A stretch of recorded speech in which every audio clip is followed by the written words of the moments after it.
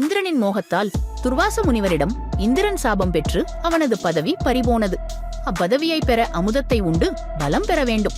அதற்கு பார்க்கடலை கடைந்து அதை பெறுமாறு தேவகுரு பிரகஸ்பதி ஆணையிடுகிறார்.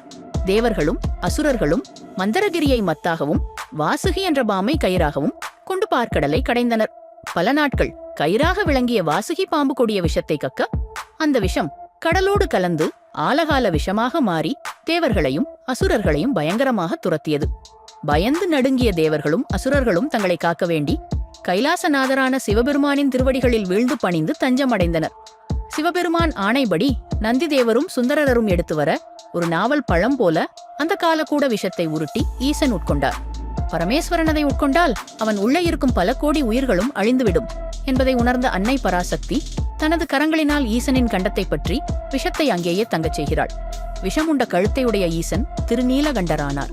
நீலகண்டரான பரமேஸ்வரன் விஷத்தை உண்டதால் ஏற்பட்ட சிரமத்தை தணித்துக் கொள்வதற்காக சற்று சயனிக்க விரும்பி அமைதியான இடத்தை தேடி சுருட்டப்பள்ளி என்னும் இடத்தை அடைந்து அங்குள்ள மக்களுக்கு அருள்பாலிக்கிறார் ஈசன்.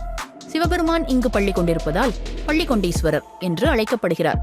பிரதோஷ காலத்தில் இத்தலத்து ஈசனை வழிபட்டால் சகல சௌபாக்கியங்களும் கிடைக்கும் என்பது நம்பிக்கை. வைணவ மதத்தில் மகாவிஷ்ணு சயனக் கோலத்தில் காட்சி தருவதை பல கோவில்களில் பார்த்திருப்போம். ஆனால் சைவ சமயத்தில் சிவபெருமானை இந்த ஒரு இடத்தை தவிர வேறு எங்கும் சயன கோலத்தில் காண முடியாது. உலகத்திலேயே சுருட்டப்பள்ளி கோவிலில்தான் சயனித்த கோலத்தில் சிவபெருமான் அருள்பாலிக்கிறார்.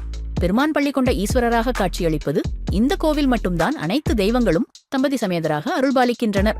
இது சுருட்டப்பள்ளி கோவிலின் இன்னொரு தனி சிறப்பாகும். இது மாதிரியான சுவாரஸ்யமான தகவல்களை தெரிஞ்சுக்க எங்க சேனலை சப்ஸ்கிரைப் பண்ணுங்க, ஷேர் பண்ணுங்க. இந்த வீடியோ பிடிச்சிருந்தா லைக் பண்ணுங்க, கமெண்ட் பண்ணுங்க. எங்க வீடியோ உடனுக்குடன் தெரிஞ்சுக்க பக்கத்துல இருக்க பெல் ஐக்கானை மறக்காம பிரஸ் பண்ணுங்க.